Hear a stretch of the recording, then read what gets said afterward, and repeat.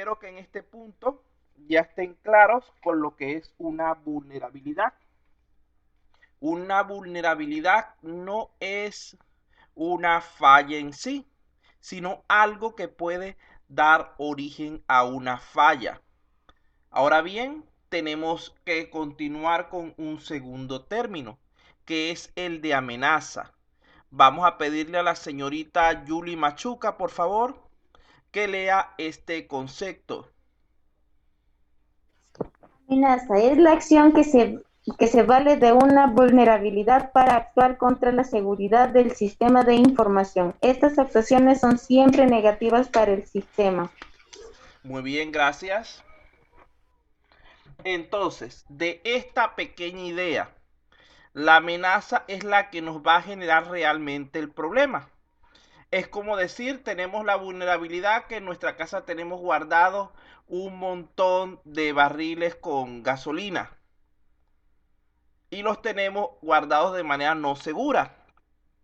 Eso sería una vulnerabilidad. ¿Cuál es la amenaza? Que venga alguien y tira dentro un fósforo, tira dentro algo con candela. Si no existieran los barriles con gasolina, la falla, la vulnerabilidad de la que estamos hablando, el lanzar el fósforo, lanzar la antorcha con candela allí no produciría ningún efecto adverso. Entonces, como pueden ver, para poder que la amenaza realmente se active, se vuelva una falla, necesita que exista una vulnerabilidad. Por lo tanto, si nosotros reducimos las vulnerabilidades, también vamos a reducir de manera proporcional la posibilidad de que las amenazas nos perjudiquen. Las amenazas pueden tener diversos orígenes, así como en el caso de la vulnerabilidad, entre los cuales destacarían los siguientes. En primer lugar, tendríamos lo que es el código malicioso. Esta es la más general de las causas de amenaza y permite al atacante ejecutar acciones ofensivas muy variadas. Ahí podrían entrar los virus, los troyanos, cualquier tipo de elementos como eso que van a generar problemas con nuestro sistema y que tienen que ver con lo que es el software, con lo que serían componentes lógicos o de código del mismo. Por otro lado, tendríamos lo que es la ingeniería social. Este tipo de amenazas se origina en el hecho de que se pueden utilizar técnicas persuasivas para aprovechar la buena voluntad, aunque yo más bien lo llamaría la ingenuidad de las personas. Es decir, este tipo de amenazas atacan lo que es el componente humano del sistema. Otro de los orígenes de las amenazas pueden ser los servicios en la nube. Recordemos que la web es tremendamente vulnerable. Está en todas partes, todo el mundo puede acceder a ella, la cual las convierte en una gran fuente de vulnerabilidades para nuestro sistema. Por ello, es indispensable al contratar algún servicio en la nube, exigir que al menos posea el mismo nivel de seguridad que existe en nuestro sistema para evitar esas vulnerabilidades de las que estamos hablando, de que no pudieron ingresar el ataque a través de nuestro sistema directamente, pero lo hacen a través de nuestro servidor de base de datos que se encuentra en la nube. Por último, tenemos entonces otro origen de amenazas, pueden ser las redes sociales. Recordemos que la reputación de una empresa se puede ver en entredicho si se produce un uso descontrolado de este tipo de páginas. Además, estas son tremendamente accesibles para los diversos atacantes. Entonces debemos tener cuidado porque, como pueden ver, prácticamente todas estas causas que tenemos aquí provienen de factores humanos.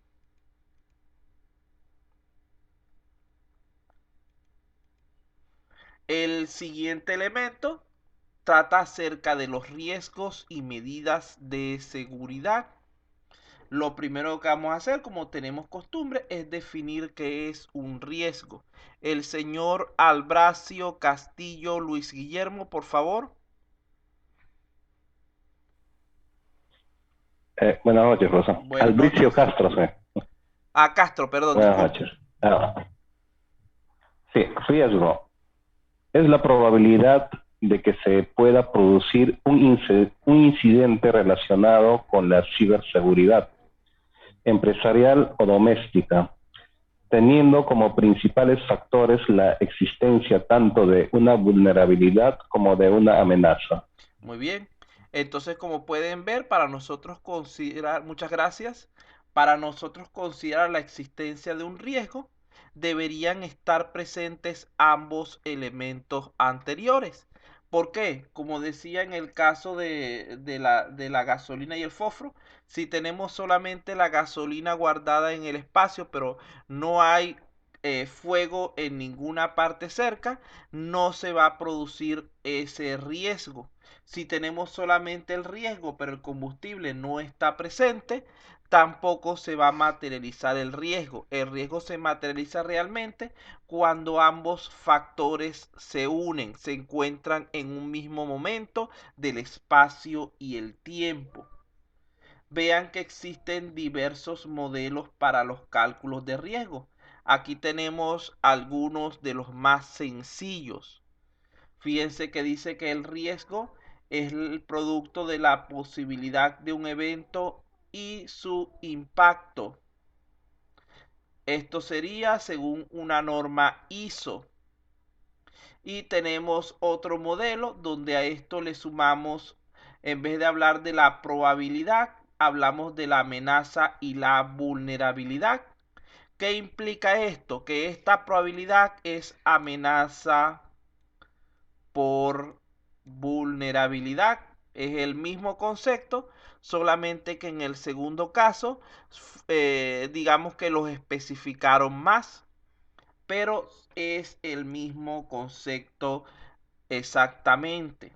El riesgo es entonces una cifra estimada, generalmente en términos porcentuales, que nos va a indicar qué tan posible es que una amenaza pueda, mediante el aprovechamiento de una vulnerabilidad existente, bien sea un error o un defecto, generar algún impacto negativo en el sistema.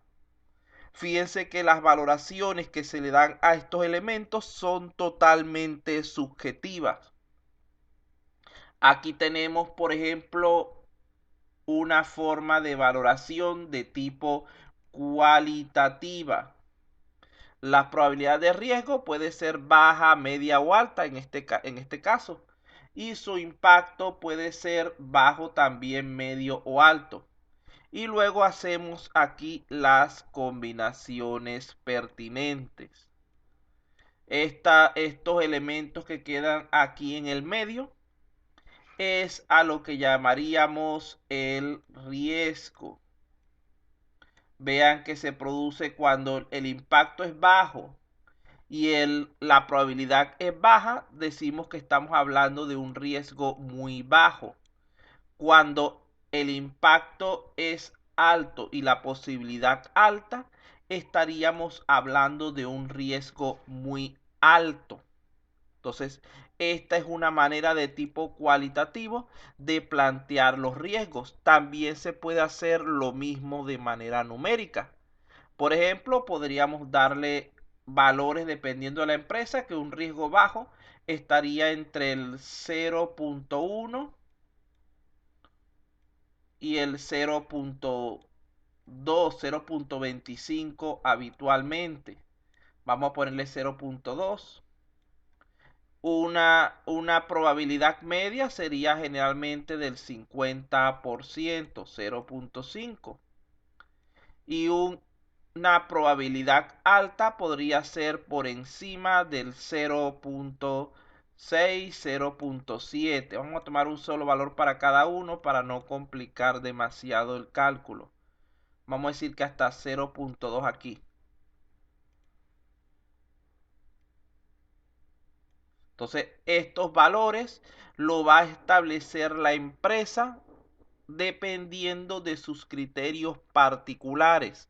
Por ejemplo, en el caso de una empresa que venda o que fabrique productos de papel, el riesgo de incendio es su impacto es sumamente alto.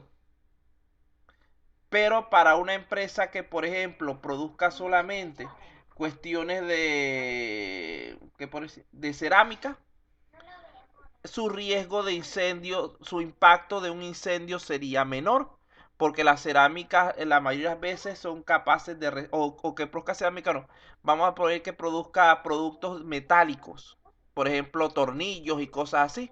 En ese caso, el riesgo de pérdida o el impacto de ese evento sería muchísimo menor. Vamos a colocarle valores numéricos al impacto entonces. Vamos a colocar aquí que el impacto aquí puede ser 0.3. Aquí voy a dejar el 0.5. Y aquí voy a poner 0.8. Solamente estoy colocando valores al azar para hacer aquí lo que es la explicación.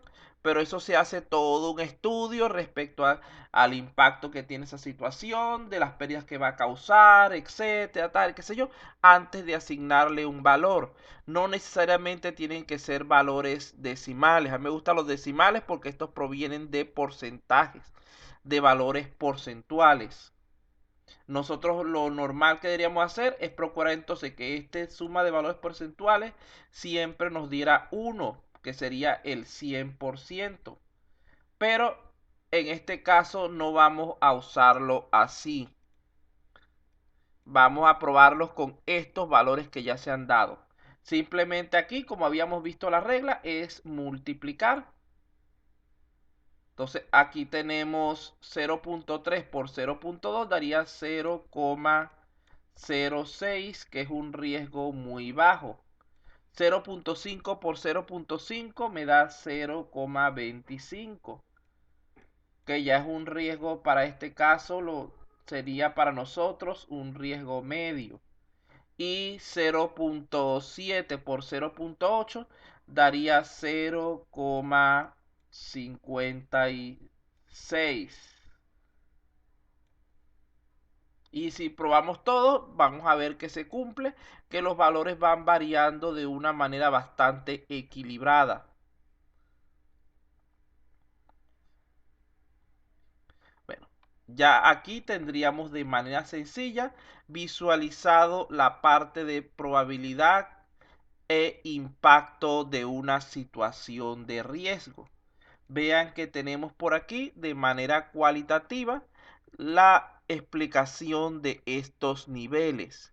Un riesgo de nivel bajo, que cuantitativamente aquí le están asignando un 1, es aquel donde no se van a producir daños o consecuencias de gran importancia para la organización. Esto implica pocas pérdidas económicas y materiales y no se pone para nada en riesgo vidas humanas. Cualquier riesgo donde se ponga o cualquier problema donde se pongan en riesgo vidas humanas se considera como riesgo alto. Cuando hablamos del riesgo medio es aquel donde se pueden producir pérdidas importantes de tipo material o económico, pero no se afecta la vida de seres humanos. Cuando hablamos de riesgo alto es cuando se producen pérdidas graves de materiales o humanos, de materiales o económicas, y o con la presencia de lo que serían pérdidas humanas. Entonces allí tenemos, digamos que cada empresa es libre de calcular sus riesgos de acuerdo a como lo considere necesario, aunque existen ciertos estándares, ciertos parámetros que se pueden tomar en consideración. Pero como les dije nuevamente, esto sería algo bastante subjetivo. Entonces, vamos a ver ahora este ejemplo.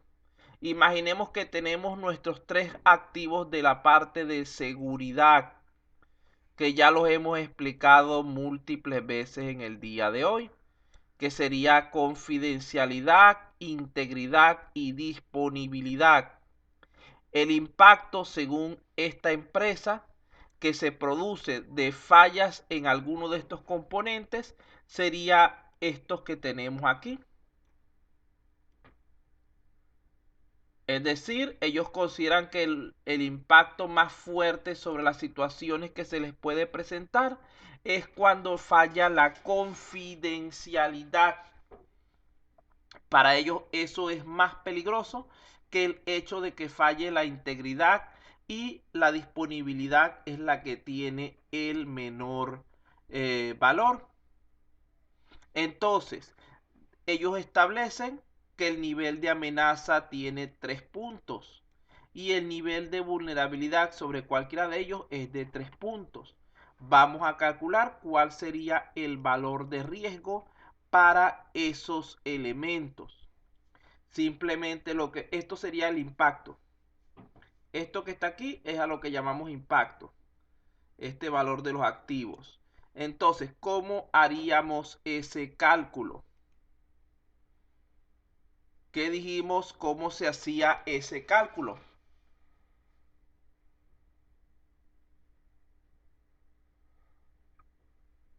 ¿Aló? ¿Están allí? Amenaza por vulnerabilidad, algo así. Ajá, por ahí le faltó algo.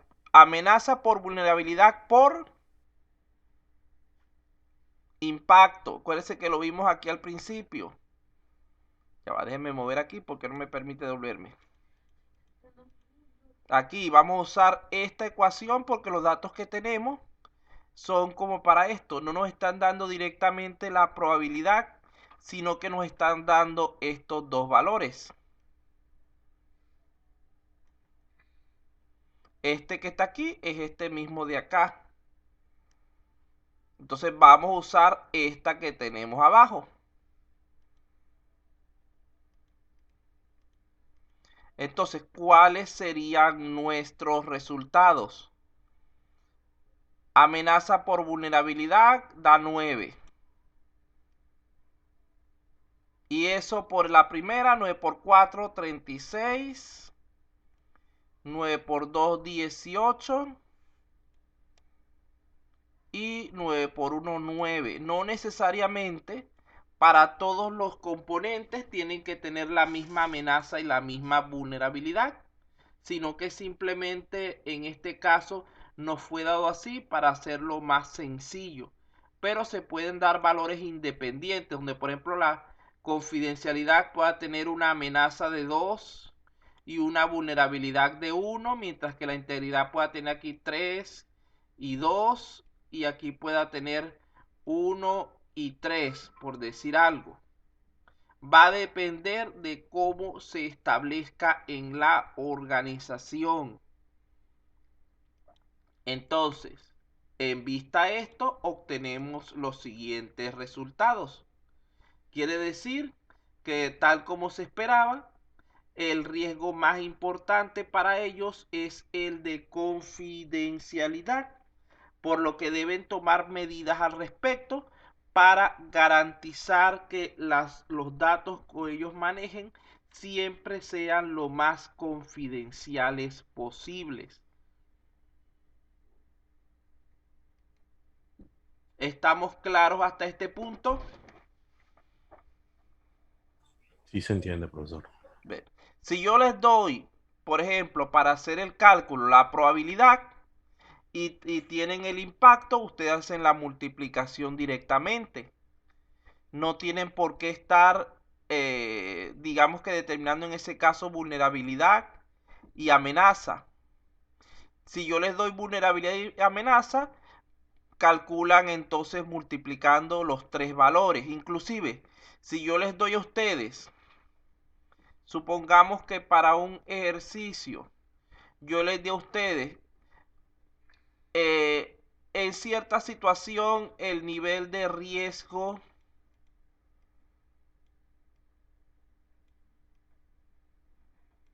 es de 54. Si su impacto es de 5 no, porque me tiene que dar par. Va a ponerle 6. Si su impacto es de 6 y su vulnerabilidad es de 3,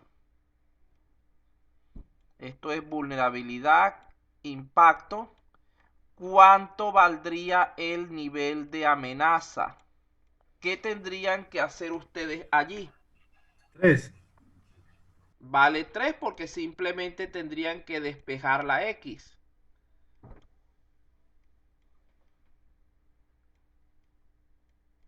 Entonces ya ven que teniendo algunos de los valores podemos obtener los demás, aunque lo más común que lo que se determine a final de cuentas sea realmente el cálculo del riesgo.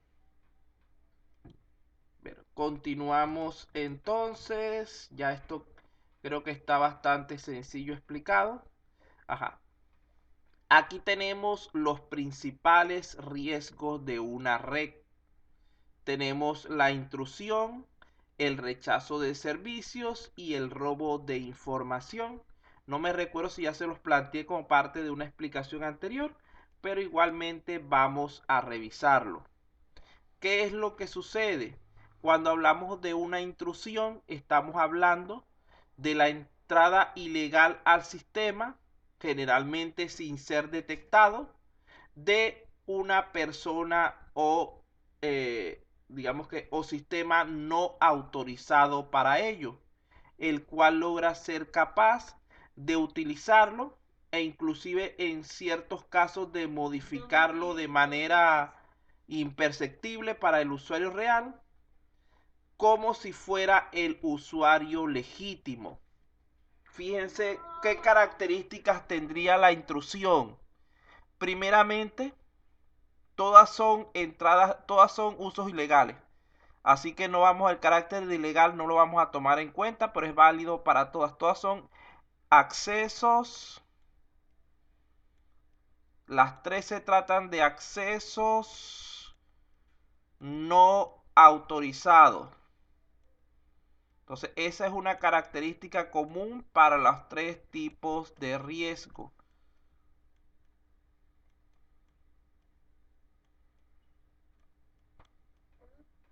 Entonces, para la intrusión, en primer lugar, no detectado.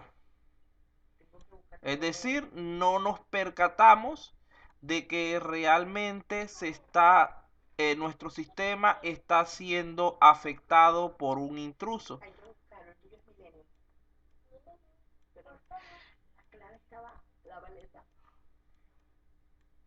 Entonces, no detectado. En segundo lugar, él por lo general no modifica el sistema. No modifica. Sino que simplemente se limita a usarlo.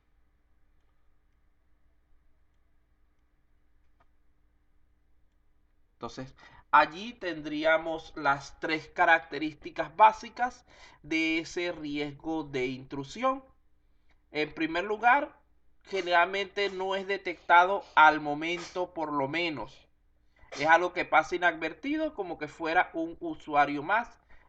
Podemos llamarlo también una suplantación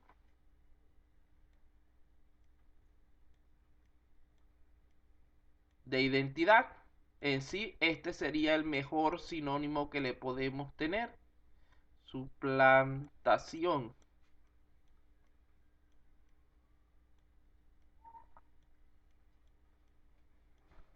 Una suplantación de ID. de identidad. Bueno, ahí está más o menos. Me quedo un poquito fuera de cuadro, pero no importa, ustedes entienden. Entonces, ese sería lo que es la intrusión. Ahora vamos a ver qué pasa con el ejemplo de esto. Es cuando hackean las cuentas, por ejemplo, de Facebook, de WhatsApp, para hacerse pasar por la persona, mandar mensajes, etcétera. Ese es el caso más común. Ese es el caso más común de riesgo de esta clase. Creo que tampoco. Creo que es la otra. Ah, no, eso está dentro de la negra, ya. Eso no va a sacar ahorita. Ajá. Bueno. El siguiente tipo de riesgos es el rechazo de servicios. En este caso, el intruso logra que el usuario legítimo no pueda acceder al servicio, dañando o sobrecargando el sistema, es decir, reduciendo el rendimiento.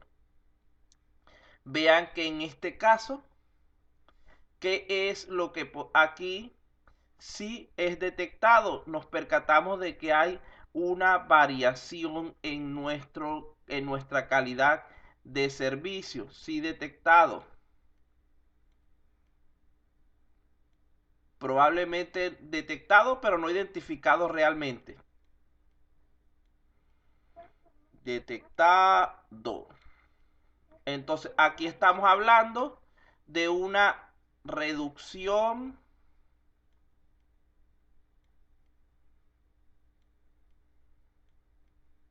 o un bloqueo del servicio. ¿Cuál es el caso más común en cuanto a esto? El robo de señal Wi-Fi. Y aquí podemos colocarle como sinónimo a esto saturación. Vean que se satura tanto el sistema que a final de cuentas se bloquea por sí mismo y no permite el acceso de la persona autorizada en realidad. Saturación. Este sería nuestro segundo riesgo que vamos a plantear. En tercer lugar, estaría lo que es el robo de información. En este caso, vean que inclusive en los tres casos, aquí no se busca, en este rechazo servicio, no se ataca directamente la confidencialidad. Aquí no se ataca directamente la confidencialidad. Aquí se ataca es vamos a anotarlo aquí para evitar que se ataca es la disponibilidad. Esto es lo que se ataca principalmente en este riesgo. En este otro riesgo se ataca principalmente lo que es la integridad.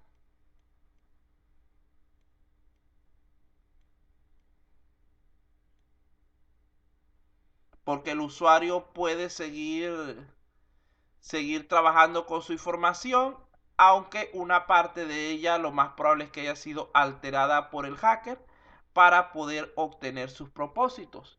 Y aquí en este tercero se ataca la confidencialidad.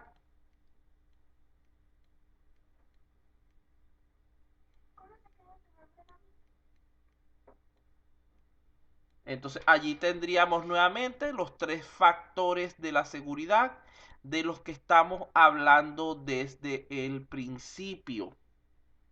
Fíjense que en este caso el atacante es capaz de acceder a la información confidencial o restringida para aprovecharla sin autorización.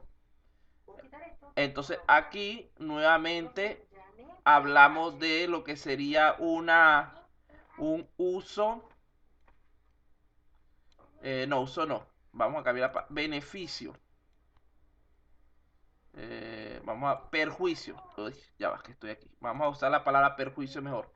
Esto iría en perjuicio propiamente de lo que es el usuario autorizado. porque al hacer esto, los beneficios, etcétera, que esa persona iba a recibir, los termina recibiendo es ese intruso. Aquí estamos hablando, si lo queremos llevar a un término simple, de lo que es la parte de la piratería fundamentalmente. El ejemplo más común en cuanto a esto sería, por ejemplo, esas personas que se dedican a grabar las películas y a venderlas de manera ilegal antes de que salgan al cine. Igualmente con los discos de música, con los programas, etcétera. Recuerden que esto, a pesar de que no, lo que pasa es que es más barato y uno no puede, pobrecito nosotros, etcétera. Esto atenta contra lo que es la creatividad. Imagínate que tú llegues, el señor Emerson pasa un año construyendo una aplicación la cual soluciona algún problema X que hay en la actualidad, y cuando está a punto de sacar su actualización para poder llevarla al mercado y obtener la ganancia, el fruto de todo ese esfuerzo, alguien le hackeó la computadora pocos días antes de lo que es el lanzamiento del producto. Él pensaba venderlo a 100 soles, por decir un número, para vender montones de copias, a 100 soles la licencia. Y resulta ser que un pirata cobró 5 soles por cada copia y le quitó la mayor parte de su mercado posible. Entonces vean que esto lo que termina es frustrando a esas personas creativas que se encargan de desarrollar el trabajo de ¿cómo se dice? El trabajo de construir nuevos sistemas, nuevos programas, nuevas aplicaciones, músicas, videos, etcétera. Y ven que todo el fruto de su esfuerzo se lo está ganando una persona que probablemente lo único que hizo fue pagar unos pocos soles para una conexión internet durante un breve periodo para así hackear su información. Sí, está relacionado con eso, con la parte de propiedad intelectual. Atenta en contra de eso realmente. Propiedad. Muy bien el término que usó, señor Cenepo. Intelectual. Entonces, como pueden ver, estos riesgos atacan de diferentes formas nuestra información y ponen en riesgo la buena marcha de nuestra empresa. Por ejemplo, vamos a llevarlo de atrás hacia adelante. Si nosotros somos una empresa creadora de películas, por decir algo, y resulta ser que la primera vez nos hackearon y tenemos una pérdida millonaria por esa persona que robó nuestros datos y sacó la película a la calle antes que nosotros pudiéramos ni siquiera empezar a venderla, es muy probable que tengamos a final de cuentas que cerrar la empresa debido a que los costos generados terminen consumiendo en la totalidad nuestro presupuesto, y eso nos impediría, eso perjudicaría a toda la comunidad, ya que impediría el surgimiento de nuestras próximas creaciones. Igualmente con el rechazo de servicio, imagínese que usted esté en su casa y entonces tenga una conexión a internet con Wi-Fi, y cuando se dé cuenta tenga un montón de personas colgadas a ella, y termine usted recibiendo, a pesar de tener contratado un muy buen servicio, termine recibiendo un servicio pésimo, porque realmente está siendo afectado por esas personas que quieren que quieren aprovecharse de sus recursos sin autorización. Entonces allí tenemos otro problema grave. Y finalmente, en cuanto a la intrusión, este es un problema bastante común, donde podemos hablar en cuanto a eso del hackeo de tarjetas de crédito y débito, donde alguien se hace pasar por usted y gasta el dinero que usted tiene en el banco guardado. Todos son problemas graves que perjudican bastante al usuario, a la persona que se supone que debía recibir dicho servicio. Quedamos claros en cuanto a estos tres tipos de riesgo.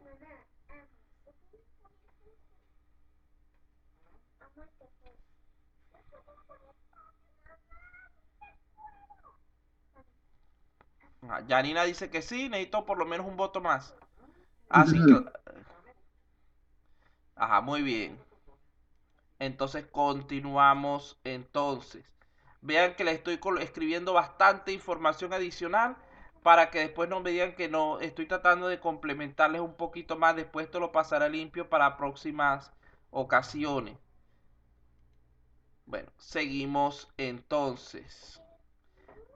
Cuando nosotros realizamos el análisis de riesgos, debemos incluir ciertos elementos fundamentales, entre los cuales debemos preguntarnos qué es lo que necesitamos proteger. Podemos proteger nuestros datos, podemos proteger nuestros equipos, podemos proteger a nuestros usuarios, etcétera. ¿Cuál es nuestro interés principal en ese caso? En segundo lugar, debemos estar pendientes de quién debemos protegerlo. Puede ser necesario protegerlos de elementos externos como hacker. Ahí hace falta el uso de componentes como los firewall, etcétera. Podemos tener la necesidad de protegerlos de elementos internos como nuestros propios empleados. Ahí hace falta el uso de criptografía, la capacitación y concientización de estas personas o cualquier otra estrategia tendiente a solucionarlo, que esto entraría en el cómo protegerlo, cuáles son las estrategias que vamos a utilizar para alcanzar esta meta.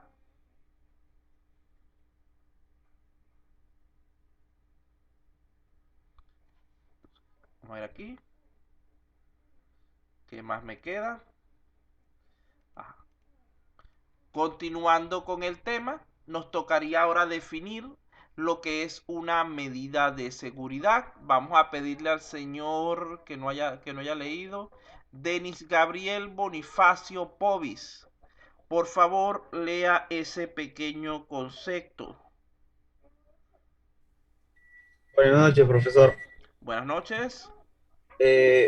Medida de seguridad. Mecanismo diseñado para detectar, prevenir o recuperarse de un ataque de seguridad. Entonces vean que simplemente una medida de seguridad es la forma en la que nosotros resolvemos cuando se nos presenta algún problema de seguridad.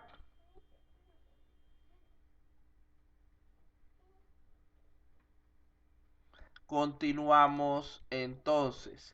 Aquí tenemos ahora algunos de los principales mecanismos que utilizamos para lo que es asegurar la seguridad de nuestro sistema.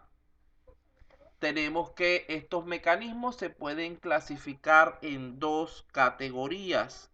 Por una parte estaría el establecer controles requeridos, lo cual abarca el qué queremos proteger y el cómo lo vamos a proteger. Por otra parte, estaría el supervisar la ejecución de dichos controles. Esto implica el conocer quién va a encargarse de dichas acciones y cuándo debería realizarlas. Además de ello, estos mecanismos de seguridad tienen algunas funciones básicas fundamentales. En primer lugar, tenemos funciones de lo que es prevención. Estas implican evitar la intrusión antes de que se produzca.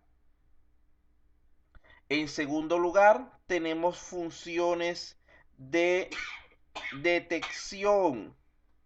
Estas nos permiten identificar las intrusiones que se han producido en nuestro sistema a fin de poder aplicar los correctivos pertinentes. Tenemos también funciones de tipo recuperativo o correctivo, es decir, funciones de contenencia y recuperación. Estas buscan en primer lugar denegar el acceso al intruso,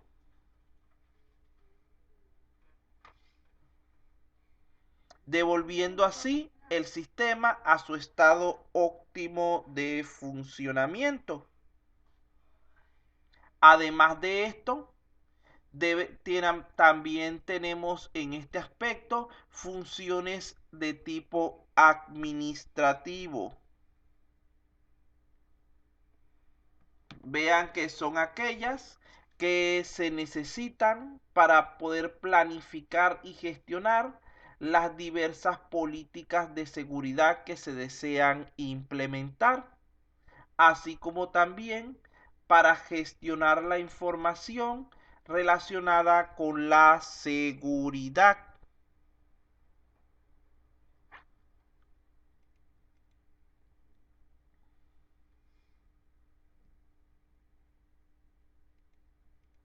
En cuanto a los tipos de mecanismos de seguridad, los podemos clasificar de manera sencilla en dos categorías. Por una parte, tendríamos los de tipo generalizado, que son aquellos que se relacionan directamente con los niveles de seguridad requeridos en las políticas de la empresa y que permiten determinar el grado de seguridad del sistema como un todo.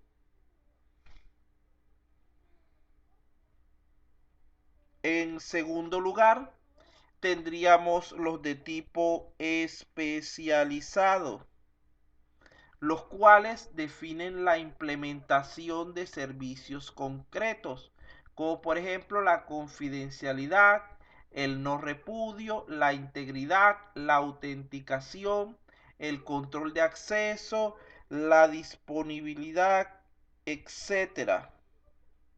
Fíjense que en ambos casos tenemos diferentes enfoques. El primero tiene un enfoque de tipo global. Él se enfoca en los aspectos de toda la empresa. GLO global. Mientras que el segundo tiene un enfoque particular. Él se va a fundamentar en algún elemento específico, generalmente que es considerado como una vulnerabilidad, como un punto débil del sistema, y va a procurar fortalecer ese elemento.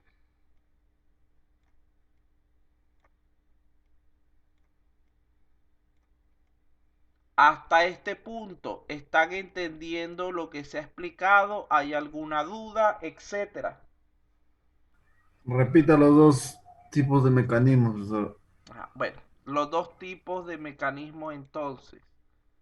Vea lo siguiente. Estamos hablando de que cuando hablamos de seguridad, estamos hablando de dos tipos de mecanismos que se pueden utilizar. Tenemos uno de tipo general. El de tipo general es más amplio. Él abarca toda la empresa sin, digamos que sin perder el tiempo, sin enfocarse en ningún punto específico. Podríamos compararlo, ustedes saben con qué, que es de uso común de nosotros, con los elementos funcionales y no funcionales. ¿Se recuerdan cuando hacíamos las explicaciones que decíamos que los elementos no funcionales eran válidos para cualquier sistema de la misma rama comercial? Aquí pasa lo mismo. Los mecanismos de seguridad generalizados son válidos para cualquier empresa que tenga actividades similares, mientras que los de tipo especializado están enfocadas en aspectos puntuales de la empresa, es decir, son particulares para cada negocio. Es algo así como los requerimientos funcionales, donde a pesar de que las dos empresas pertenezcan a la misma rama del negocio, pertenezcan al mismo tipo de negocio, en todo caso la empresa A tendrá los mismos mecanismos de seguridad generalizados que la empresa B, porque son de carácter general, no están ligados a los aspectos propios que las diferencian.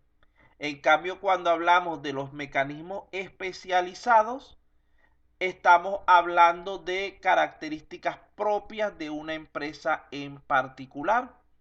También, si quieren, lo podemos relacionar con amenazas y vulnerabilidades. Los mecanismos generalizados, habitualmente, para no usar la palabra general que ya le voy a decir, habitualmente van a tender a prevenir las diversas amenazas.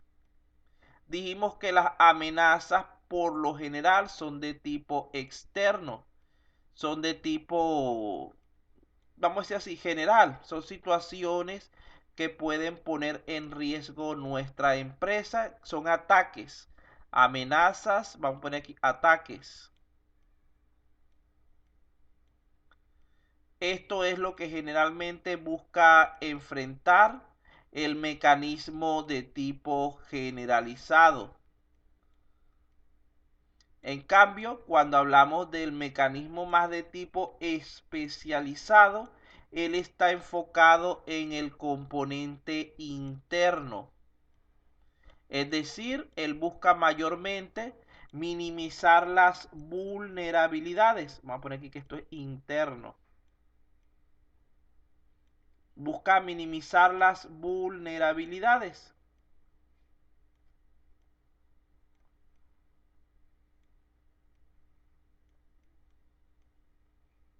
Lo cual implica un conocimiento mayor del sistema.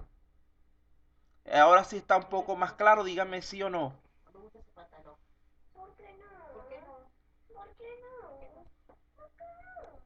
Sí, profesor. ¿Ah? Sí, Bueno, continuamos entonces. Vean que las acciones que puede llevar a cabo un mecanismo de seguridad se clasifican en 4 categorías. Tenemos en primer lugar las disuasivas, que son aquellas que buscan reducir la probabilidad de un ataque deliberado, es decir, pretenden desanimar al intruso antes de que siquiera intente la acción negativa. Ejemplo de esto, las cámaras de seguridad, las bitácoras y otras herramientas. Vean que por lo general, vamos a llevarlo a términos normales, un delincuente que vea que en un espacio hay cámaras de seguridad por todos lados, va a pensarlo mucho más para cometer un crimen en esas instalaciones que uno que vea que no cuenta con eso. Las cámaras de seguridad, en ese caso, los vigilantes, etcétera, son elementos disuasivos, elementos que buscan desmotivar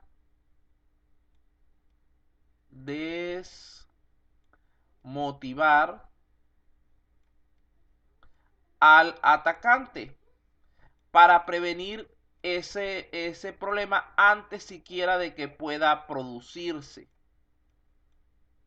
Es como cuando ustedes le advierten al niño, si haces tal cosa te voy a pegar, pero la idea no es pegarle realmente, sino evitar que caiga en dicho error. Tenemos además de esto las acciones de tipo preventivas, que lo que buscan es proteger vulnerabilidades del sistema para lograr que el ataque fracase o reduzca su impacto. Entonces, las preventivas se basan en las vulnerabilidades. Recuerden que dijimos al principio que la única manera de que un problema, de que una amenaza se convierta en sí en un problema, en una falla del sistema, es que haya una vulnerabilidad que le permita el acceso al mismo. Entonces, si nosotros eliminamos o prevenimos esa posibilidad de que el atacante acceda a las vulnerabilidades, vamos a evitar que el problema surja en sí. La otra sería una función detectora. Esta lo que busca es identificar, descubrir la presencia de algún tipo de ataque en el sistema. Ya esta se produce cuando el sistema, digamos que podríamos decir así, está infectado. Esta intenta de que ni siquiera intenten de ponernos el virus. Esta de protegernos para que no nos afecte. Sería como decir la vacuna que se coloca antes de que la persona tenga la enfermedad. Esta detectora es la que diagnostica el problema, la que nos dice, mira, sí hay una falla, y activa los elementos de tipo correctivo. Cuando hablamos de la parte correctiva, lo que buscamos es reducir o eliminar los efectos producidos por el ataque después de que éste ya ha afectado a nuestro sistema. Vean que aquí las dos primeras de las que estamos hablando son de carácter previo y las dos de abajo son de carácter posterior al ataque. Recuérdense de eso, que eso también es importante cuando hago el examen de este contenido. ¿Están claros en la diferencia entre estos cuatro tipos de acciones efectuadas por los mecanismos de seguridad?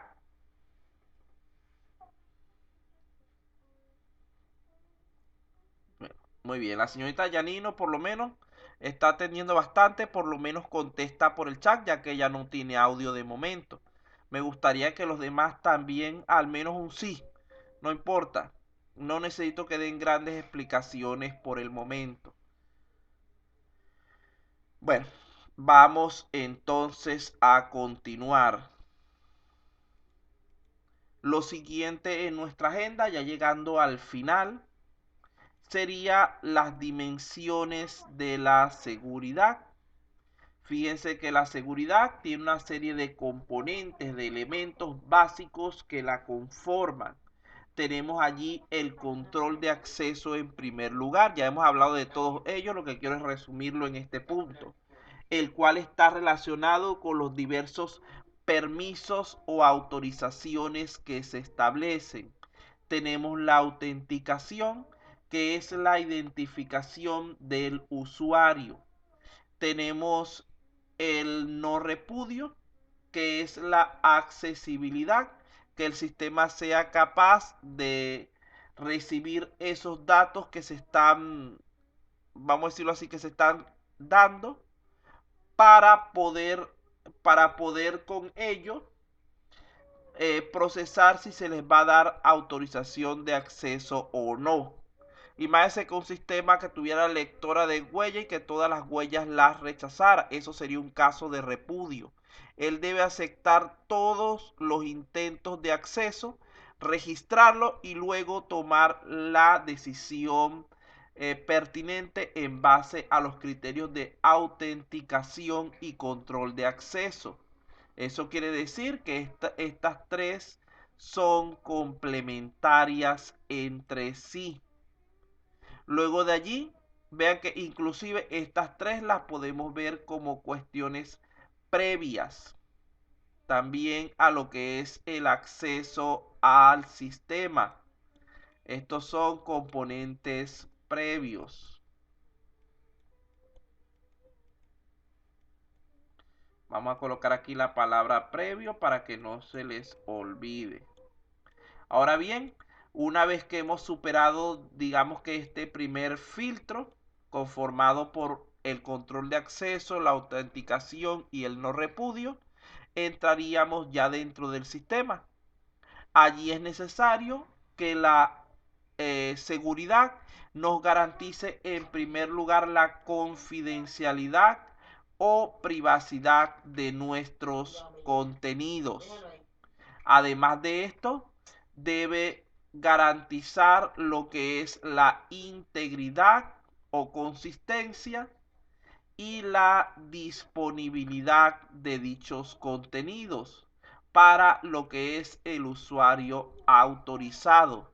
Fíjense que en este punto estos 4 elementos que están aquí trabajarían juntos en términos de lo que es la seguridad, que es la que establece los diferentes filtros y controles que van a ser utilizados para garantizar la confidencialidad, la integridad y la disponibilidad de nuestros datos.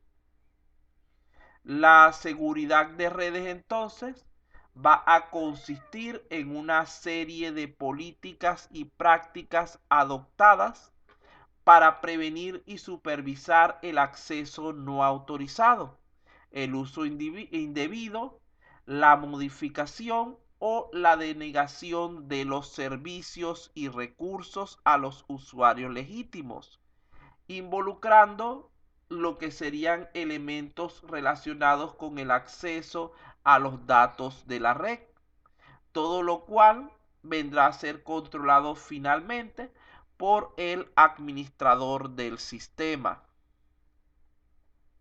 Hasta este punto, ¿alguna duda? Todo claro. ¿O es que todos se quedaron dormidos? Está claro, profesor. Ah, bueno. Vean que gracias a Dios ya logré mejorar la señal. En esta ocasión no se nos ha caído todavía, no se nos ha caído y no se nos va a caer la clase. En el nombre del Señor, como dice mi esposa. Así que podemos trabajar mucho más tranquilo. Ustedes veían que anteriormente tenía ciertas caídas porque el internet que estaba usando era de tipo inalámbrico. Y cambié a un internet de tipo cableado gracias a uno de los compañeros aquí de uno de los cursos que estoy dictando, que me hizo la segunda para poder agilizar eso. Continuamos entonces con la última parte del contenido, el cual está relacionado con las políticas de seguridad. Recordemos que en los últimos tiempos y especialmente después de la pandemia, los casos de ataques de hacker a diferentes empresas, organismos y personas no han dejado de crecer.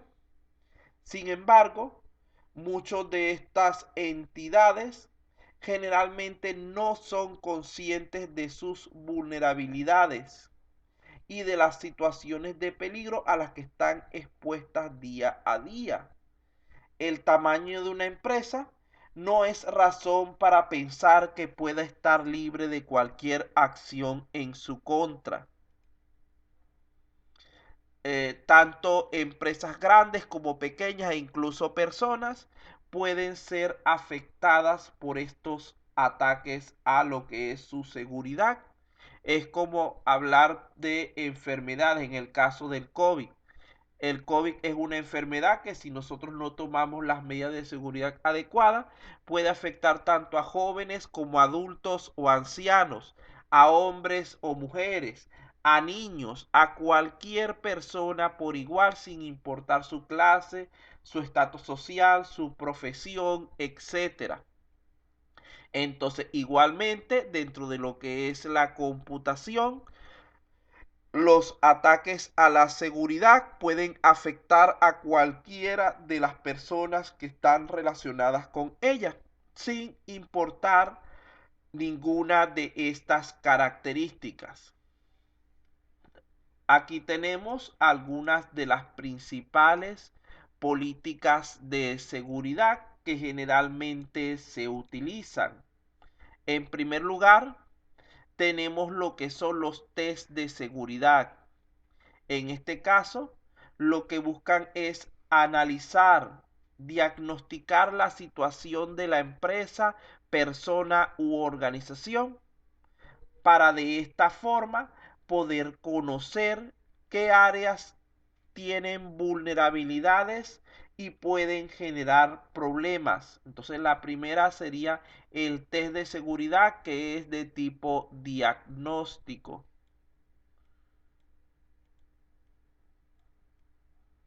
Y enfocado especialmente en las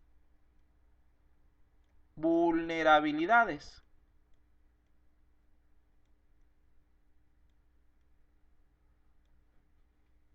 En segundo lugar, tenemos el análisis de riesgos. Este nos permite saber cuál es el nivel de seguridad de nuestro sistema. Hay que analizar cuáles son los puntos. Aquí estamos también diagnosticando y busca determinar nivel de seguridad. Nivel de seguridad. Ajá.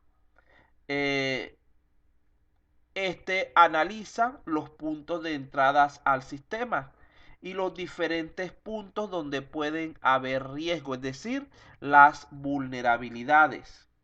Además de ello, debe ser capaz de definir al menos 3 niveles de riesgo en lo que es la organización, los cuales serían, en primer lugar, el riesgo bajo. Se considera así en el caso de que los datos cuya pérdida no suponga un problema para el desarrollo del negocio en sí de la empresa. Por lo tanto, no va a generar ni pérdidas económicas importantes ni repercusiones legales graves. En segundo lugar, tendríamos el riesgo medio. Ya habíamos hablado de esto, pero igualito vamos a volverlo a nombrar. En este caso, se trata de datos que al perderse supondrían un costo económico elevado, aunque no necesariamente tengan que suponer una interrupción del servicio o de la actividad de la empresa demasiado prolongada. Entonces aquí este representa pérdida de dinero grave, alta, vamos a decirlo así, pero una reducción de lo que es la actividad baja. Este de arriba no representaba ninguna de las dos, ni gran pérdida de dinero, ni tampoco paralizar las actividades. Cuando hablamos entonces del riesgo alto, está referido a aquellos datos que en caso de pérdida pueden significar la interrupción durante un periodo largo, inclusive indefinida, de las actividades de la empresa. Suponer un gasto de dinero sumamente alto e inclusive pueden llegar a poner en riesgo la vida de las personas, representando repercusiones legales de gran importancia.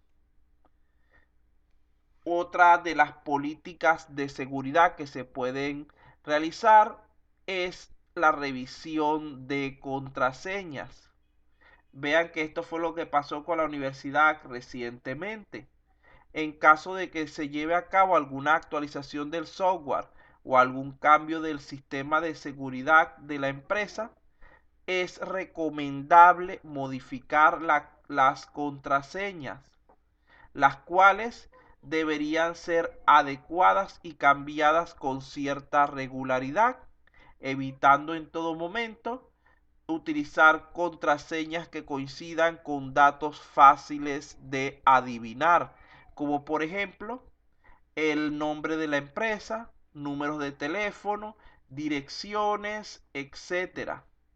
Es preferible utilizar contraseñas de alta complejidad que permitan combinar diferentes caracteres especiales junto con letras y números. Entonces, esto ya no entraría en la parte diagnóstica, sino en la parte operativa y debe realizarse de manera periódica. Se supone que cada cierto tiempo deberíamos cambiar las contraseñas para ayudar a mejorar la calidad de la seguridad del sistema. El siguiente serían los protocolos de seguridad.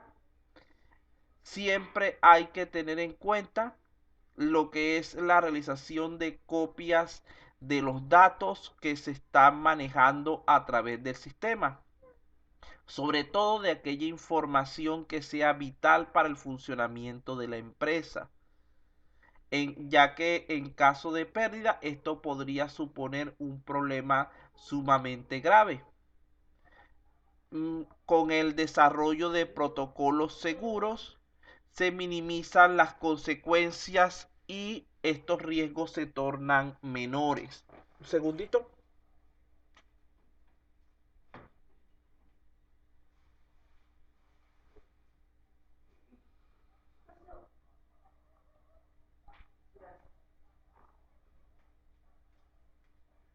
Continuamos entonces. Entonces, estos protocolos de seguridad deben haberse también son para lo que es la parte operativa y deben establecerse de manera previa. No es que vamos a ir inventándolos en el camino, basados en lo que serían las mejores prácticas conocidas para lo que es la seguridad de sistemas informáticos. Otra cosa importante de la cual hemos venido haciendo mención desde el principio es recordar que la principal debilidad de todo sistema es el factor humano. Por lo tanto, es necesario mantenerlo, formarlo e informarlo adecuadamente. Esto significa darle a conocer los diferentes protocolos de seguridad y capacitarlos al respecto, a fin de crear en ellos conciencia acerca de la necesidad de su cumplimiento. Si hacemos esto, muchas de los problemas de seguridad habituales van a desaparecer, porque vean que un usuario que no esté consciente, esto es de tipo operativo y debería ser continuo. Por ejemplo, si el usuario no está concientizado acerca de la necesidad de buenas contraseñas, lo más probable es que va a terminar colocando claves como 1, 2, 3 para simplemente facilitarse la memorización en vez de esforzarse un poco más. Si lo capacitamos, le damos a conocer, interiorizamos en él esa necesidad de apoyar a la empresa en ese aspecto, a final de cuentas vamos a poder lograr que esta persona sea un elemento que contribuya en la seguridad y no un factor en contra de la misma. Este también es de tipo operativo y también hay que definirlo de manera previa. Fíjense que en este caso es importante que haya una buena organización de la seguridad y que se hayan determinado las personas en la organización que vayan a encargarse de vigilar el cumplimiento de los protocolos y medidas establecidas. Hay que contar con un equipo confiable que sea estricto en el cumplimiento de dichas normas. Tanto las políticas de seguridad como los protocolos deberían ser revisados con cierta regularidad. Tenemos por aquí, vamos a borrar esto, que ya últimos para ya dar cierre a esto. Vamos a cerrar que nos falta sino 3 diapositivas, vamos a resumirlas. Ahora bien, ya nosotros tenemos la idea de lo que se trata la protección antivirus. Debemos procurar que estos elementos de seguridad estén siempre actualizados y en constante funcionamiento dentro de nuestros equipos. Básicamente eso para el antivirus. Para el muro de fuego, este es un elemento complementario importante, ya que evita la entrada de código malicioso al ordenador es recomendable documentar todo este proceso de seguridad y que los encargados de llevarlo a cabo tengan un control constante de que estos programas, tanto el antivirus como el firewall, siempre estén actualizados, ya que sabemos que es indispensable mantener un estado de alerta y actualización permanente, ya que la seguridad es un proceso continuo, no un estado puntual, que exige aprender sobre las experiencias. Nuestro sistema puede ser seguro hoy y el día de mañana puede caer en problemas de seguridad. Hasta allí sería el contenido del día. Simplemente hay que pensar un poco en cuáles serían las políticas de seguridad que deberíamos establecer para la hora de crear cualquier tipo de sistema informático. Con esto hemos concluido con el contenido del día. Si tienen alguna pregunta, alguna cuestión al respecto, pueden proceder en este momento a realizarla. Si no, damos por cerrada la clase porque ya estamos en la hora. Déjenme tomar la asistencia rápidamente. Se me iba a olvidar. Y luego podemos retirarlo si no hay ninguna pregunta. PI 3B. Hoy es 11.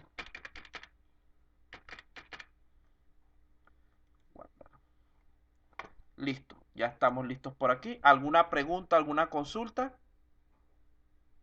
Se quedaron mudos, dormidos hace rato. Todo claro, profesor. Bueno, esto fue prácticamente un seminario de seguridad del sistema. Vamos entonces a dar por cerrado nuestro tema y nos veremos en una próxima ocasión.